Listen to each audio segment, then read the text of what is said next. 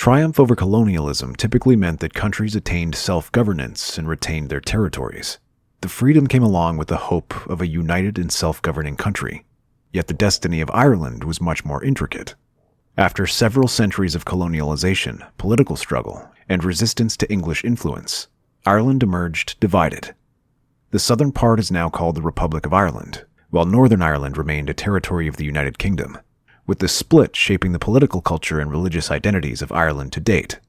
But how did it come to that? In this video, we'll explore the historical events, political movements, and key decisions that led to Ireland's division, and why Northern Ireland is a part of the United Kingdom. The invasion of Ireland. To understand what happened, we go back to where it all began, the Anglo-Norman invasion of the 12th century. Sir Richard de Clare, also known as Strongbow, arrived in Ireland in 1169 as the head of an English army to assist Dermot MacMurrough, the King of Leinster, in reclaiming his kingdom from rival Irish chieftains. The arrival of Strongbow marked the start of English interference in Ireland. After this, the English crown attempted to establish its dominance over the island. In 1171, with the support of Pope Adrian IV, England's King Henry II officially declared himself as the Lord of Ireland, marking the formal colonization of the country. The Lordship of Ireland began as a papal fiefdom to Henry II and was meant to enable him to establish influence and spread English law and governance in Ireland. But it wouldn't be that easy. Although English control expanded in some areas, it faced opposition from the natives, particularly in the northern regions of Ireland.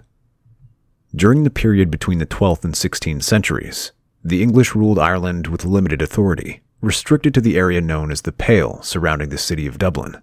Irish lords and Anglo-Norman nobility continued to dominate the rest of the country. As settlers arrived, they began to integrate with the Irish, adopting their way of life and legal system, which diminished English influence.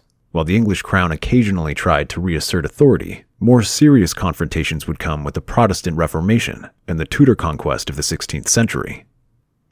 Protestant Reformation. The English government initiated the centralization of power for the Irish provinces, which included the suppression of monasteries and segregation of church property. King Henry VIII's attempts to build the new Church of Ireland were firmly opposed by the natives. English laws were introduced in Ireland, which conflicted with native Gaelic policies. As part of the broader Protestant Reformation spreading across Europe, Anglicanism was imposed in Ireland. Efforts to enforce Protestantism intensified during the reign of Queen Elizabeth I, yet Catholicism remained dominant outside of the Pale. In the early 17th century, Protestant English and Scottish settlers were granted land confiscated from Catholic landowners in Ulster, the northernmost province of Ireland, in an effort to colonize the land and make it friendlier to English policies. This came to be known as the Plantation of Ulster, which subsequently introduced a substantial Protestant population in the northern part of Ireland. The Glorious Revolution. The Glorious Revolution of 1688 was fueled by concerns among some of the Protestants in England about the return of the Catholics to the monarchy, and was a reaction to King James II's policies to consolidate Catholic power in the country. King James II, the last Catholic monarch to rule over England and Ireland, was overthrown. In his place was the Protestant King William III of Orange, who ascended the throne after defeating the incumbent and his supporters in the decisive Battle of the Boyne. This also marked the victory of Protestantism over Catholicism in Ireland and England. King William III's reign consolidated Protestantism in Ireland, where it was established as the state religion. Several penal laws were enacted which meant to weaken the Catholic Church and strengthen the position of the Protestant minority. The Catholic population suffered a limitation of rights to proprietorship, suffrage, and religious freedom, which deepened societal divisions. This marked the beginning of a period of social, political, and economic dominance by the Protestant minority. The rise of Irish nationalism. The Act of Union was passed in 1800, creating a union of the Irish and British parliaments, leading to the formation of the United Kingdom of Great Britain and Ireland.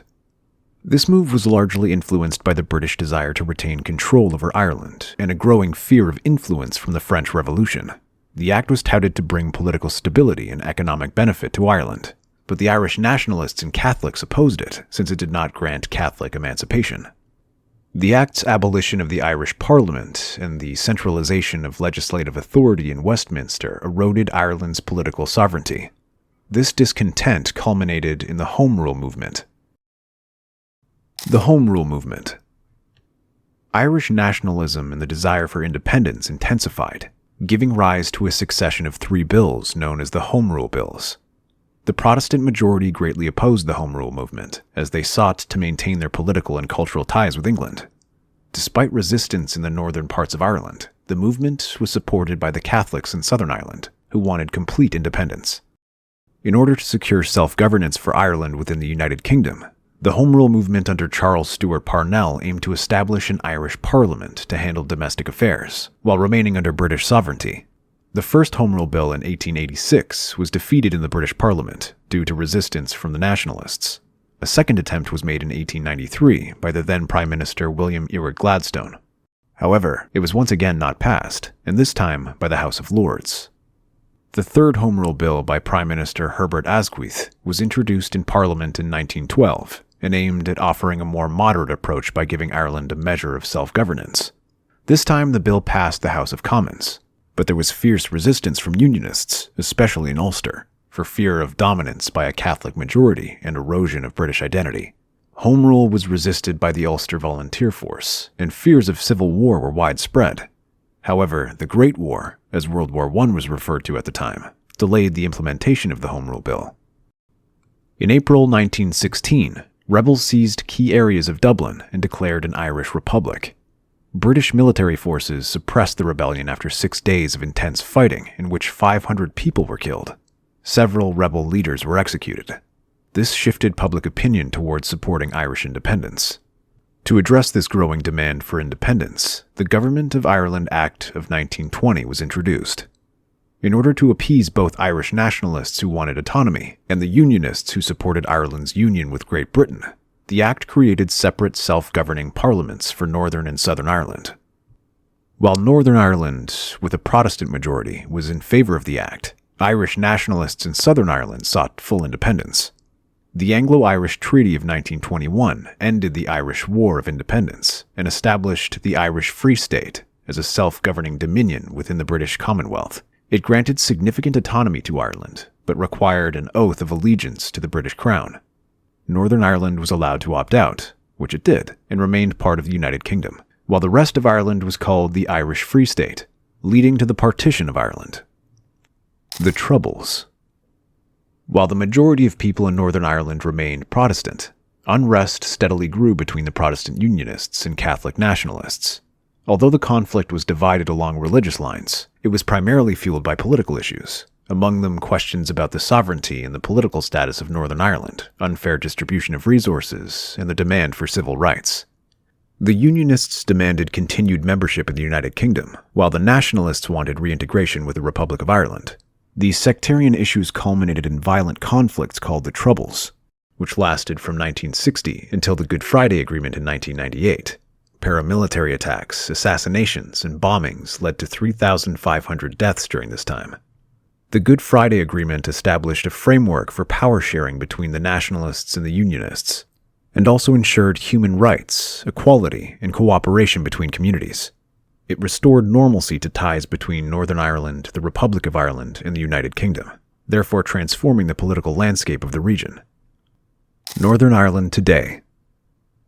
The political and cultural landscape of Northern Ireland is still complex, largely shaped by the consequences of the Troubles and the outcome of the Good Friday Agreement. The Brexit referendum that took place in June 2016 and Brexit itself in January 2020 have brought new challenges, especially concerning the border between Northern Ireland and the Republic of Ireland. Brexit has been most sensitive in Northern Ireland since it is the only part of the United Kingdom sharing a physical border with a member of the European Union. The Northern Ireland Protocol, which is part of the Brexit Agreement, was intended to avoid the establishment of a hard border between Northern Ireland and the Republic of Ireland by making Northern Ireland subject to some of the EU regulations. Although this has ensured free movement of goods in the region, it has caused trade barriers between Northern Ireland and other parts of the United Kingdom, leading to economic disruptions and increased costs for business between the two regions. The protocol has also heightened political tensions, with some critics accusing it of undermining Northern Ireland's position within the United Kingdom. Leaders have been continuously working on managing these challenges while maintaining the delicate balance of the Good Friday Agreement. This has highlighted the fact that ending conflict and ensuring lasting peace remain separate and complex concerns.